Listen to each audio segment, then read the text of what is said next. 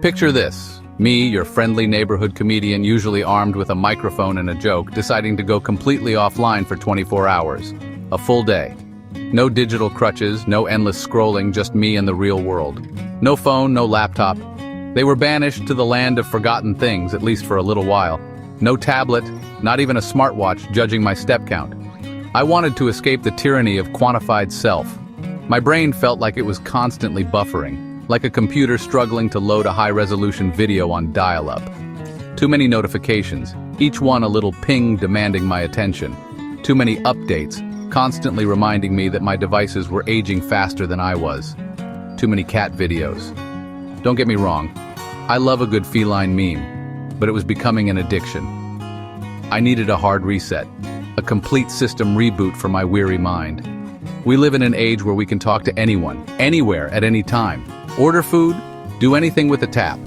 Convenience is king, or so they say. But sometimes it feels like technology owns us, like we're just puppets dancing to the tune of the algorithm. I started wondering if I was more connected to my charger than to actual people.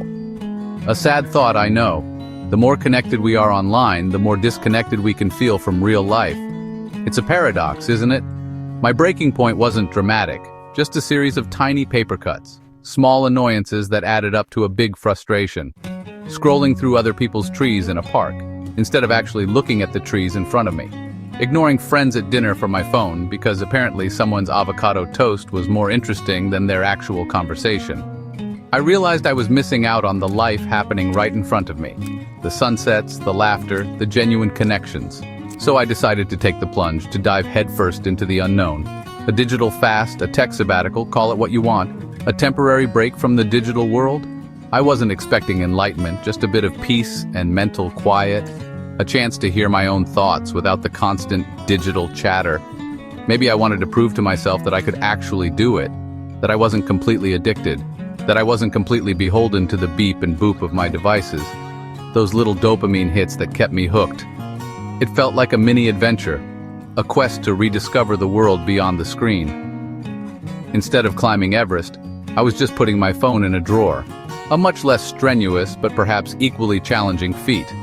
Still, for a modern human, that's a pretty big mountain to climb, a testament to how intertwined we've become with our technology. The idea was simple: unplug, reset, and see what happens.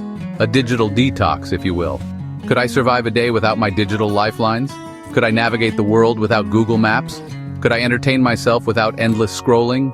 Only one way to find out. Time to face the music, or rather the silence. So I said tata to my tech, and the experiment began. Wish me luck, because I had a feeling I was going to need it.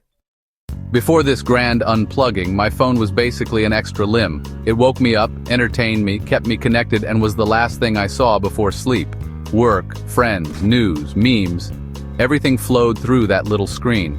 The fear of missing out was real. What if I missed something important, or hilarious, or both? I expected this challenge to be tough. Restlessness, boredom, maybe even a little panic. What if there was an emergency? What if I missed a crucial update about, say, avocados? These little anxieties really highlighted how dependent I'd become.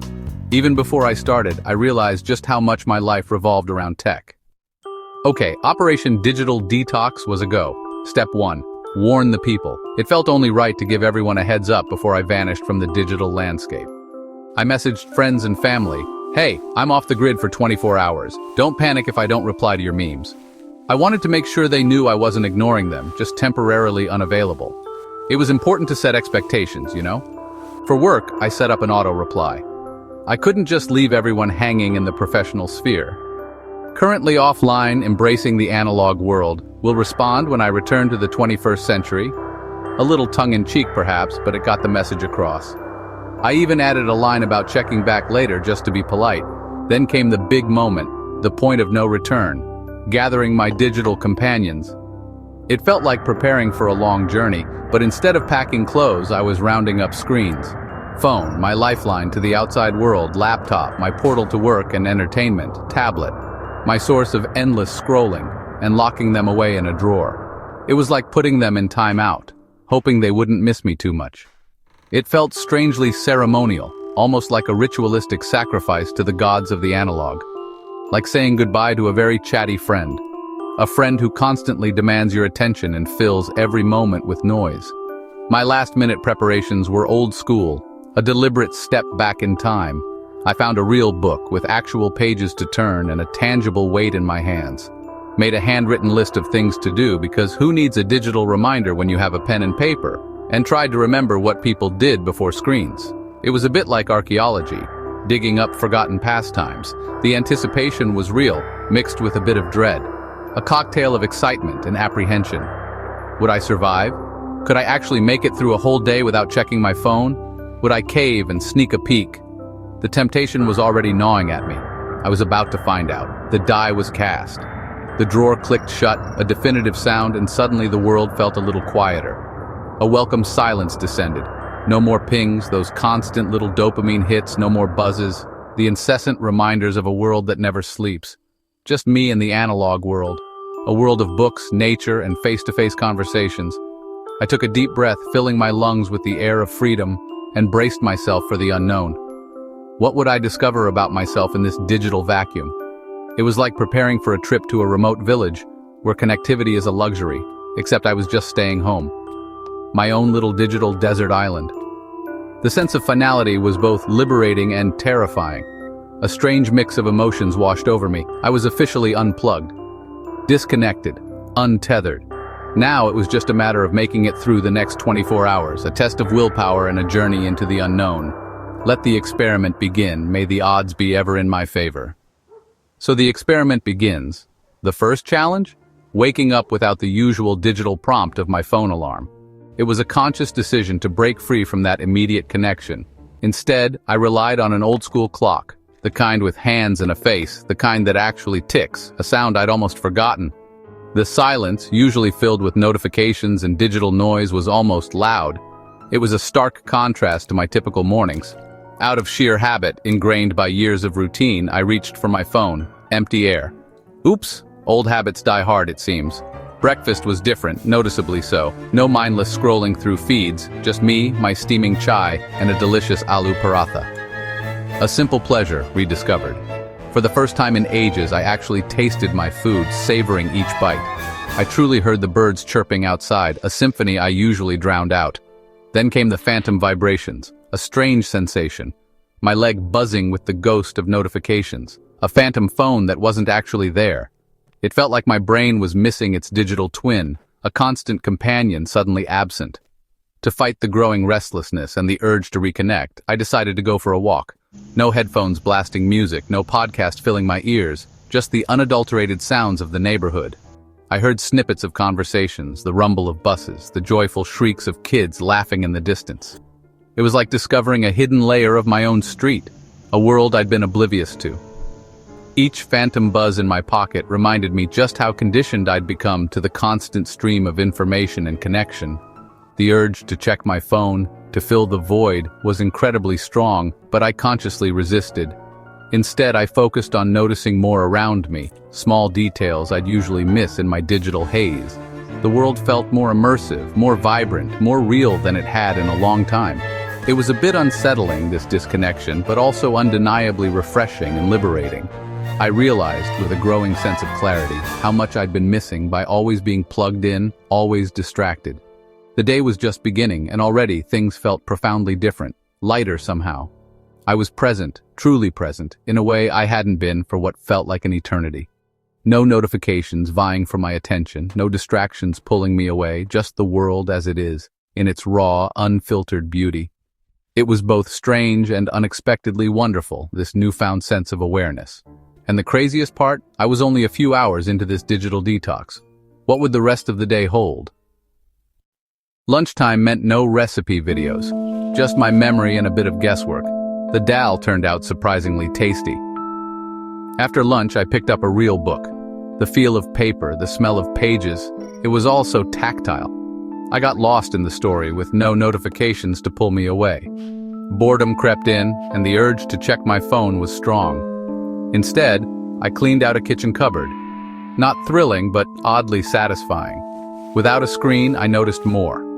A cobweb in the corner, sunlight patterns on the floor, a crack in my teacup. The world looked sharper, more defined, like someone had turned up the resolution on reality. I realized how much detail I usually filtered out. The analog world had its own richness. I was starting to appreciate the slower pace. It wasn't always easy, but it was definitely eye-opening. The day was half over, and I was still going strong. Evening brought a shift at home. Instead of everyone glued to their screens, we actually talked. We played Ludo, retro, competitive, and full of laughter. Dinner was more engaging. We listened, we shared, we connected. No one interrupted to check a phone or show a video mid-sentence. The urge to check my phone was still there, but weaker. I realized how often I use my phone as a filler for any spare moment. Without it, I had to just be in the moment, tolerate the quiet, or find other ways to engage. I noticed people's expressions, their tone, their body language, things I usually miss. The human connection felt more direct, more real. It was a reminder of how much we miss when our attention is divided. The evening felt richer, more present. It was a revelation. And it all happened because I put my phone away.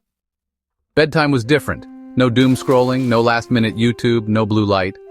The room felt calmer, more restful. I read my book, felt my eyes get naturally tired, and just turned off the light.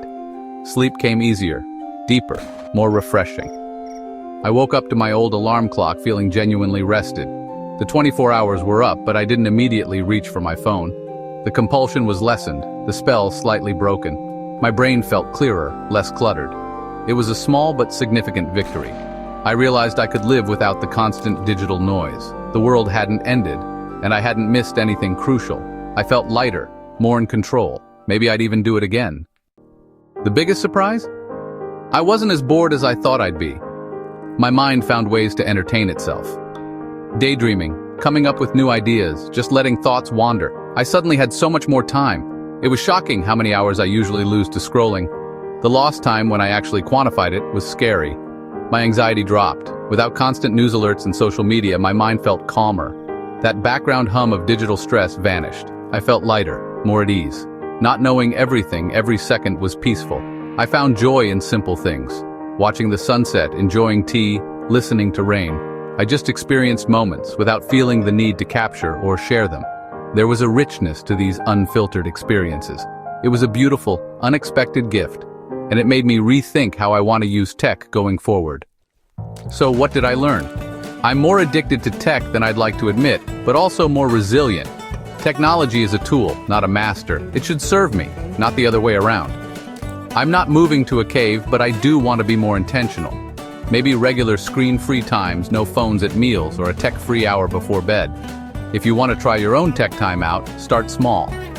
Plan non-digital activities, tell your people, and hide your devices. Don't be hard on yourself if you slip up. It's a learning process. The real takeaway? It's not about demonizing tech, but about reconnecting with yourself, with others, with the world. There's a vibrant life beyond the screen. Give it a try. Yar. You might be surprised by what you discover when you just look up.